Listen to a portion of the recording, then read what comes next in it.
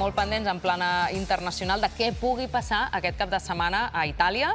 Eleccions generals i amb tota la comunitat internacional pendent de si això, Itàlia, se sumarà als països europeus que a les darreres eleccions han fet aquest viratge cap a la dreta i l'extrema dreta.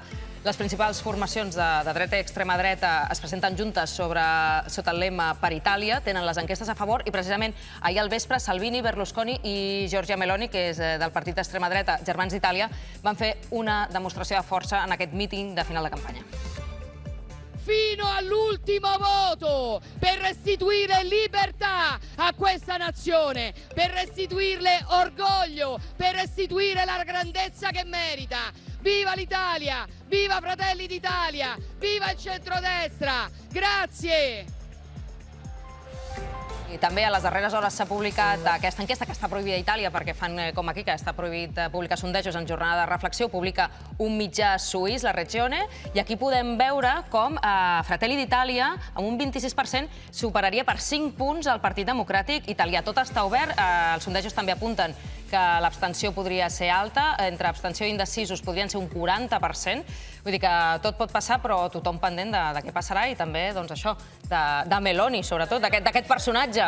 Un personatge que mereixia un perfil de Genís Cinca i aquí el tenim perquè ara l'estàvem escoltant a Giorgia Meloni dient que el seu partit és de centre-dreta i també l'escoltàvem en els mítings finals que feia dient tenen por de nosaltres, jo us faig por, però volem saber exactament qui és aquesta líder de la ultradreta italiana i que apunta maneres a jutjar per el que estaven comentant ara les enquestes, les últimes enquestes que s'han pogut publicar. Qui és ella? Qui és Giorgia Meloni? Que ja apunta un 26%. Alerta. Fa poques hores era un 25, ara és un 26. Bé, hem de tenir en compte abans que res que des de... A més, una altra cosa, Genís, perdona, és un vot que la gent no expressa amb tanta, diguem, desinhibició com moltes vegades. El vot de la dreta sempre està més amagat. És un vot amagat que ella ha sabut trobar i hem de tenir en compte un fet molt important, que és que des del 2011 el centredreta no governa a Itàlia. Des del darrer govern de Berlusconi, el centredreta no ha estat a Itàlia. Per tant, és una dècada en què han passat moltes coses. Una de les quals és la més important, i no ho semblava, que és la creació dels Fratelli d'Itàlia, que és aquest partit de la Giorgia Meloni, creat el 2012, un any després de la caiguda de Berlusconi. És important perquè, petitó, és un partit minúscul, ningú en feia ni cas. Es va ajuntar a la coalició de centredreta i allà estava. El que ha succeït és una jugada mestra, perquè el darrer any, quan cau el govern de Draghi, la Meloni es desmarca d'un govern de concentració com és aquest i diu no, jo com que soc tan petitona em quedo a l'oposició. Em quedo a l'oposició i, per tant, ja us ho fareu. Duríssima, perquè pica com una abella. I ha sentit aquesta veu que té, aquesta manera d'afrontar la pantalla. És un personatge abassegador amb una línia duríssima que li ha fet pujar els vots. Te'n dic una. Sí. Que teniu problema amb els immigrants, tothom es queixa amb la immigració, jo tancaré els ports. Calla. Tancaré els ports i faré que els barcos de les ONGs no entrin a Itàlia. Esclar, al sud d'Itàlia, aquest tipus de promesa electoral ha fet que la Meloni pugés com l'escuma. Veiem una primera imatge d'ella. És important que ens fixem amb el cartell electoral per un fet importantíssim que és al centre de la pantalla, que és la Fiamma Tricolore. La Fiamma Tricolore què és? Bé, la Fiamma Tricolore és simplement el símbol dels neofeixistes italians que l'MSI, el Moviment Social Italià, va crear l'any 46 en memòria d'en Mussolini, d'en Benito Mussolini, el dictador. No té cap problema a l'hora de mostrar... No només no té cap problema, sinó que s'enorgulleix. S'enorgulleix, diu, soc moderada. Però la Fiamma Tricolore és aquí. Aquest és un detall importantíssim perquè, com ara veurem a la següent fotografia, ella l'ha utilitzat, però a tutti pleni.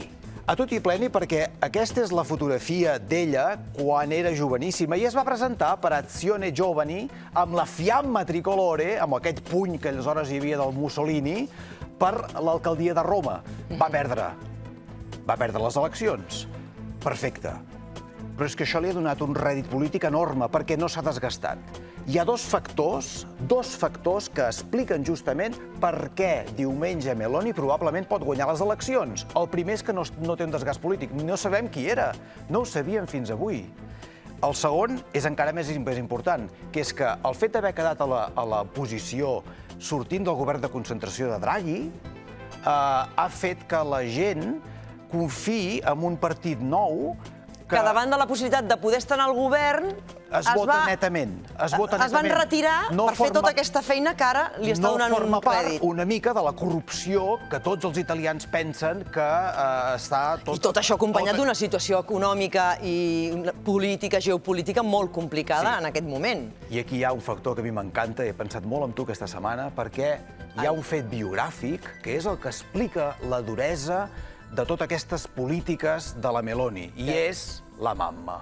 La mamma. La A veure, mamma. explica. No hi ha Itàlia sense parlar de la mamma, i aquesta és la mamma Anna de la Giorgia Meloni. Aquest personatge és principal perquè entenguem què succeirà diumenge a Itàlia. La mamma a Itàlia és important, i en aquest cas més perquè el seu pare, el pare de la Giorgia, les va abandonar quan la mamma estava embarassada de la Giorgia. I això també ho ha utilitzat ella. Això ho ha utilitzat ella eternament, aquests mesos d'oposició i de campanya electoral. La situació difícil que ha viscut la família. Jo vaig haver de treballar per estudiar. Jo ho vaig passar malament. La mamma e io e la mia sorella, que hi ha una germana aquí darrere, que també és important, ens en vam sortir. I això és el barri de la Garbatella. És un barri eminentment obrer.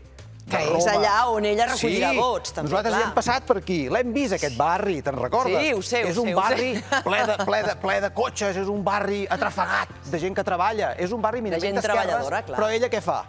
Ella, a més, va patir un problema de bullying a l'escola perquè li deien que era grassoneta. La mare també veiem que ho és, i tot això va una mica intensificant tota aquesta biografia fins que de jove, amb 15 anys, i ara veurem la següent fotografia,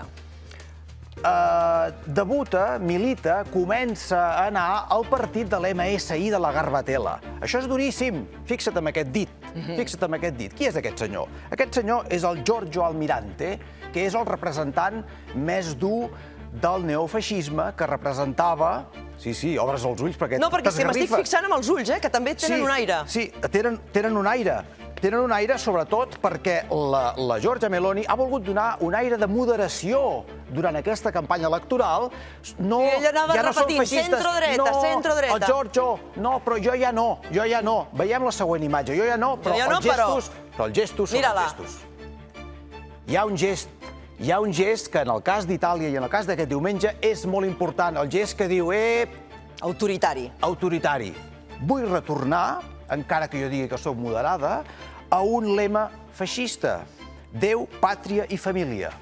Que és el mateix que ja feia en Giorgio Almirante, és el mateix que fa la Giorgia Meloni aquest diumenge i durant campanya. 26% dels sondejos. És altíssim, És altíssim, i això, situar un partit d'extrema dreta amb la fiamma tricolore que mai ha desaparegut i que ens reporta tota aquesta història, i el Giorgio Almirante i l'MSI, tot el que significa, és important. Amb unes mesures, amb uns tics personals importants. Veiem la següent imatge. No suporta el moviment LGTBI. No pot amb ells. És que diguem que va en l'ADN de l'ultradreta, no? Soc moderada, sí, tot ho accepto. Tothom em pot votar. Però hi ha coses que no suporta, és superior a ella. Aquest és un míting en què se'ls va colar un activista del moviment LGTBI, veiem la bandera, i la va desafiar en directe davant de milers de persones a Roma, que Roma saps que tot s'escalfa molt ràpid. Sí, són apassionats, els romans. La pasta fa això, la mamma. No oblidis la mamma, perquè és molt important. És molt important.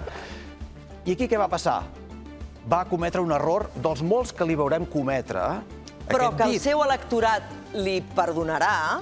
Li perdonarà perquè hi ha molta gent que, evidentment, està en contra de tot això i sap a qui es dirigeix. I, a més, ella diu, és molt pervers, això és molt pervers. Diu, jo soc feminista, però Déu, pàtria i família. Déu, pàtria i família. Són tics, són mesures... Fomentar la natalitat de les italianes. Jo conservaré el vostre lloc de treball, però tingueu nens, tingueu italians. És Itàlia pels italians. Què et recorda això? Veiem la següent imatge. A mi em recorda molt aquell Forza Italia del començament del Silvio Berlusconi. El Berlusconi, al començament dels anys 2000, advocava una mica totes aquestes influències, com ho diria, del passat. Sí, però amb l'habilitat de desmarcar-se de Berlusconi per erigir-se ella com a la gran Ni líder. el Berlusconi es va atrevir a utilitzar de ple la Fiamma tricolor. I va dir, trobem una mesura, i Forza Italia va fer aquest verd, aquest vermell, una mica de blanc, que no sembli que... I aquí ve el més extraordinari, perquè una de les promeses electorals d'aquest diumenge de la Giorgia Meloni és justament una reforma fiscal que faria que els judicis deixessin de ser mediàtics, que s'acabi amb la mediatització dels polítics davant de la justícia. Aquí està protegint a Silvio Berlusconi. Sisplau. A Silvio Berlusconi. A l'home que ha assegut més vegades al banc dels acusats. A Silvio Berlusconi, que aquest diumenge, atenció amb aquest dit que veiem passar aquí, veurem què passarà. Jo crec que s'ha vestit de dona perquè probablement guanyarà les eleccions a Itàlia 10 anys després. Veurem amb què queden aquests resultats. Molt interessant aquest recorregut per la trajectòria política i personal també de Giorgia Meloni, a la qual les enquestes, com estàvem comentant, gràcies, Genís, fins la setmana que ve.